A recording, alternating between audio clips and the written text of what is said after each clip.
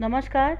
आप देख रहे हैं स्मिता हिंदी क्लासेस और आज हम सॉल्व करने वाले हैं मॉडल क्वेश्चन पेपर जो कि BNU BA BBA first semester SAP syllabus का है।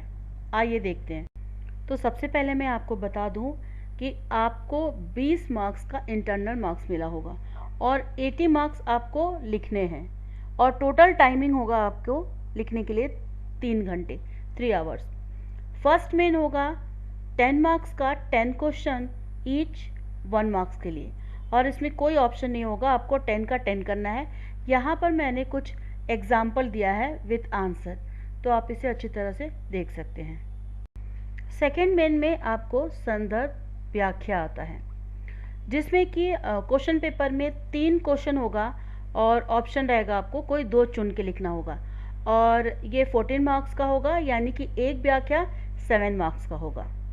इसको लिखने के लिए हम पहले फॉर्मेट समझ लेते हैं कि कैसे लिखना है।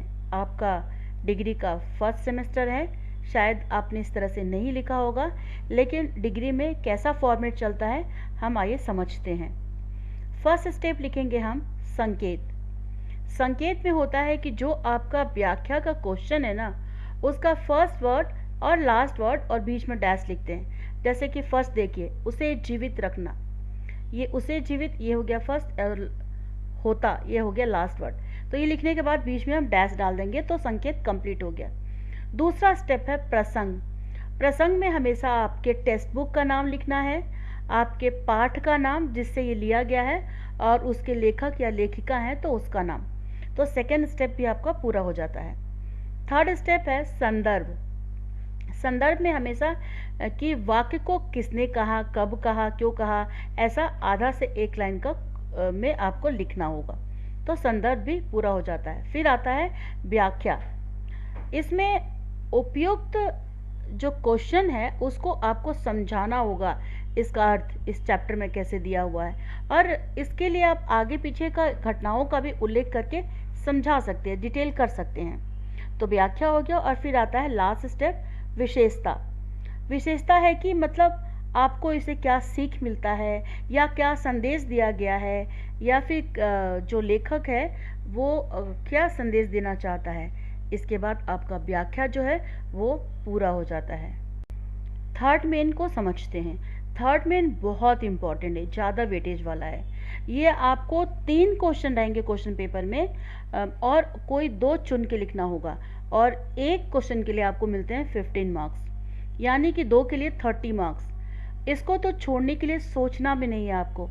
और इसमें आपको आएगा किसी पाठ का सारांश लिखे या सारांश लिखे उसकी विशेषताओं पर प्रकाश डालिए या घुमा फिरा के क्वेश्चन देगा। तो इसको लिखना कैसे है, पहले हम इसके फॉर्मेट को समझ लेते हैं। तो सबसे पहले शीर्षक का लिखेंगे, यानी कि उस कहानी का या जो निबंध है उसका नाम लिखेंगे। फिर लेखक का एक संक्षिप्त यानी कि छोटा सा परिचय लिखेंगे। फिर उस पाठ का सारांश लिखेंगे और उसी में जो अगर कोई कैरेक्टर है तो उसका थोड़ा सा चरित्र चित्रण भी करते हुए जाएंगे। और उसके बाद लास्ट में विशेषता लिखेंगे। और कहानी को या निबंध को जो भी पूछ रहा है इस तरह से लिखना है आपको कि जैसे आप वो कहानी किसी को सुना रहे हो, वो आपके नज़रिए से होगा। तब वेलेटर को भी समझ में आता है और कहानी एक अच्छी तरह से निकल के आता है। और विशेषता कई बार पूछता नहीं है, मगर हमें फिर भी लिखना चाहिए क्योंकि वो पूरे पाठ का जो है ना निचोड़ आता हो जाता है। तो विशेषता पढ़ के भी समझा जा सकता है कि आपने कितना समझा है और कैसा समझा और कैसा लिखा है। तो ये बहुत इम्पॉर्टेंट है बच्चों, इसे ध्यान में रखिएगा, ठीक है। फोर्थ मेन आता है टिप्पणी लेखन, यानी कि शॉर्ट नोट्स। किसी भी चैप्टर से किसी कैरेक्टर का या किसी चीज़ का के ऊपर आपको टिप्पणी दे सकता है। जैसे कि अगरतला की कलाएं, अगरतला वाले से है, भोलाराम का जीव से भोलाराम के बारे में है। और 2 होगा जिसमें से आपको कोई एक चुन के लिखना होगा और इसके लिए आपको मिलेंगे पूरे 6 मार्क्स। फिफ्थ मेन जो है आपका ग्रामर हो जाता है, जिसे बोलते हैं हिंदी में व्याकरण। इसमें 3 क्वेश्चन देता है और जिसमें से चुन के आपको 2 क्वेश्चन के आंसर लिखने होंगे और एक क्वेश्चन के लिए मिलते हैं 5 मार्क्स, तो 2 के लिए हो गए 10 मार्क्स। यहाँ पे सर्वनाम का अर्थ परिभाषा बताकर उसके भेद को स्पष्ट कीजिए, ये एक क्वेश्चन है। दूसरा क्वेश्चन है कि दिए गए वाक्यों में उपयुक्त कारक लिखिए वाक्यों के अनुसार। जैसे कि मैंने एग्जाम्पल इसमें सॉल्व करके दिया है, गीता ने पेड़ से आम तोड़े, तो कर्ता कारक हो गया गीता और पेड़ से हो गया अपादान कारक, कर्म कारक हो गया आम। तो इस तरह से 5 क्वेश्चन का आंसर मैंने लिखा है एग्जाम्पल के तौर पे।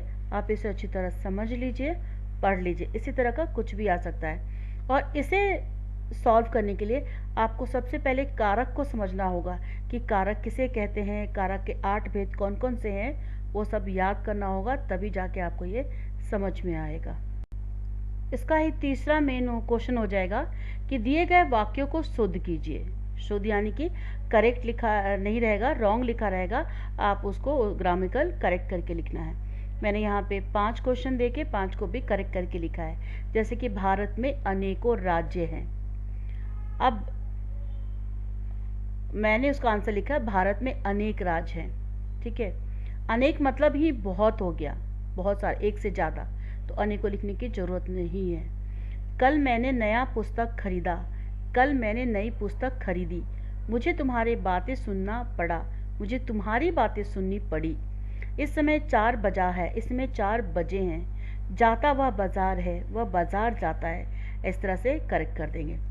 फिर आता है 6 और लास्ट मेन जो है, इसमें आपके सब्जेक्ट के अकॉर्डिंग कुछ वर्ड होंगे, व्यावसायिक वर्ड, जिसको इंग्लिश में होगा, आपको हिंदी में लिखना होगा। और ये भी 10 क्वेश्चन होंगे, उसके लिए एक वर्ड के लिए 1 मार्क्स, यानी कि 10 के लिए 10 मार्क्स मिलेगा लास्ट में। तो यहाँ पर मैंने कुछ वर्ड दिया है, उसके अनुवाद करके भी दिया है।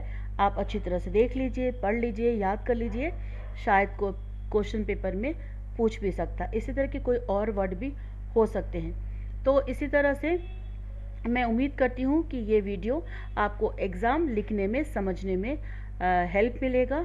और मेरे वीडियो मेरे चैनल पर बने रहें। मेरे वीडियो को सब्सक्राइब, लाइक, कमेंट और दोस्तों के साथ शेयर करना ना भूलें। और सेकेंड सेमेस्टर के लिए वीडियो बहुत जल्द मैं अपलोड करूँगी। वीडियो देखने के लिए आपका बहुत बहुत धन्यवाद।